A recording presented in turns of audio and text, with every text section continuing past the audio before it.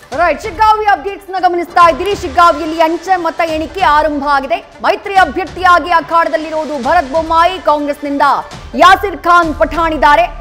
ಆರಂಭದಲ್ಲಿ ಬಿಜೆಪಿ ಪರವಾಗಿಯೇ ಅಲೆ ಇದೆ. ಬಿಜೆಪಿಗೆ ಗೆಲುವು ಸುಲಭ ಅನ್ನುವಂತಹ ಚರ್ಚೆ ಇತ್ತು. ಬಟ್ ಹೋಗ್ತಾ ಹೋಗ್ತಾ ಕಾಂಗ್ರೆಸ್ ತನ್ನ ಸಚಿವರ ದಂಡನ್ನೇ ಶಿಗ್ಗಾವಿಗೆ ಕಳಿಸಿಬಿಡ್ತು.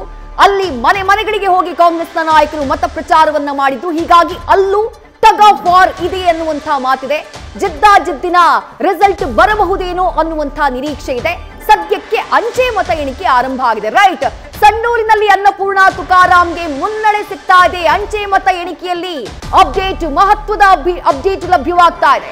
ಸಂಡೂರು ವಿಧಾನಸಭಾ ಕ್ಷೇತ್ರದಲ್ಲಿ ಕಾಂಗ್ರೆಸ್ನ ಅಭ್ಯರ್ಥಿಯಾಗಿರುವಂತಹ ಅನ್ನಪೂರ್ಣ ತುಕಾರಾಂ ಅವರು ಅಂಚೆ ಮತಗಳ ಎಣಿಕೆಯಲ್ಲಿ ಮುನ್ನಡೆಯನ್ನ ಕಾಯ್ದುಕೊಂಡಿದ್ದಾರೆ. ಸದ್ಯಕ್ಕೆ ಇದು ಅಂಚೆ ಮತಗಳ ಎಣಿಕೆ.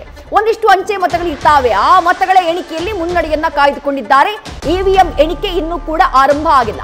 ಬಟ್ ಸಂಡೂರಿನಲ್ಲಿ ಸದ್ಯಕ್ಕೆ ಅನ್ನಪೂರ್ಣ ತುಕಾರಾಂ, ಕಾಂಗ್ರೆಸ್ನ ಅಭ್ಯರ್ಥಿ, ಅಂಚೆ ಮತಗಳ ಎಣಿಕೆಯಲ್ಲಿ ಮುನ್ನಡೆಯನ್ನ ಕಾಯ್ದುಕೊಂಡಿದ್ದಾರೆ ಅನ್ನುವಂತಹ ಮಹತ್ವದ ಅಪ್ಡೇಟ್ ಲಭ್ಯವಾಗ್ತಾ ಇದೆ. 3 ವಿಧಾನಸಭಾ ಕ್ಷೇತ್ರಗಳು ರಿಸಲ್ಟ್ ಏನಾಗಬಹುದು ಅನ್ನುವಂತಹ ಕುತೂಹಲ.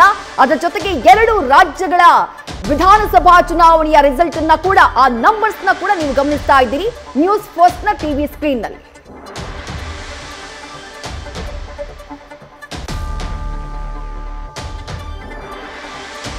ಸಂಡೂರಿನ ಅಪ್ಡೇಟ್ಸ್ ನ ಸದ್ಯಕ್ಕೆ ಗಮನಿಸ್ತಾ ಇದ್ದೀರಿ. ಕಾಂಗ್ರೆಸ್ನ ಅಭ್ಯರ್ಥಿಯಾಗಿರುವಂತಹ ಅನ್ನಪೂರ್ಣ ತುಕಾರಾಂ ಅವರು ಅಂಚೆ ಮತ ಎಣಿಕೆಯಲ್ಲಿ ಮುನ್ನಡೆಯನ್ನ ಕಾಯ್ದುಕೊಂಡಿದ್ದಾರೆ ಅನ್ನುವಂತಹ ಮಾಹಿತಿ ಇದೆ.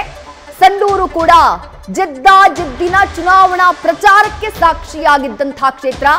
ಒಂದು ಕಡೆಗೆ ಜನಾರ್ದನ ರೆಡ್ಡಿ ನೇತೃತ್ವದಲ್ಲಿ ಬಿಜೆಪಿಯ ನಾಯಕರು ಸಂಡೂರಿನಲ್ಲಿ ಮತ ಪ್ರಚಾರವನ್ನ ಮಾಡಿದ್ರು. ಜನಾರ್ದನ ರೆಡ್ಡಿ ಕಂಪ್ಲೀಟ್ ಉಸ್ತುವಾರಿಯನ್ನ ಬಿಜೆಪಿ ಅಭ್ಯರ್ಥಿ ಬಂಗಾರು ಹನುಮಂತು ಅವರ ಪರವಾಗಿ ತೆಗೆದುಕೊಂಡಿದ್ರು.